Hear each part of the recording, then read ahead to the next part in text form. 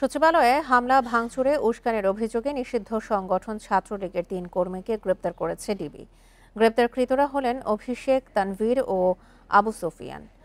Bundle থাকলে প্রতি সেনমানিতে টাকা বাঁচবে। বিকাশ সেনমানি বান্ডেল কিনে জিতুন প্রতি লেনদেনে। ডিবি জানায়, শাহবাগ থানার মামলায় ৩ জনকে গ্রেপ্তার করা হয়েছে। দুপুরে তাদের তোলা হবে আদালতে। ঘটনার দিন গ্রেপ্তারকৃতরা ছাত্রদের ভেতরে ছদ্মবেশে উস্কানির কাজ করছিল। ভিডিও ফুটেজ দেখে তাদের শনাক্ত করা হয়েছে। এর আগে মঙ্গলবার বিকেলে সচিবালয়ে ঢুকে গাড়ি ভাঙচুর ও হত্যা চেষ্টার অভিযোগে ১২০০ জনের বিরুদ্ধে মামলা হয়। বুধবার ঢাকার মেট্রোপলিটন ম্যাজিস্ট্রেট মোহাম্মদ সাইফুজ্জামানের আদালত মামলাটির এজাহার গ্রহণ করেন।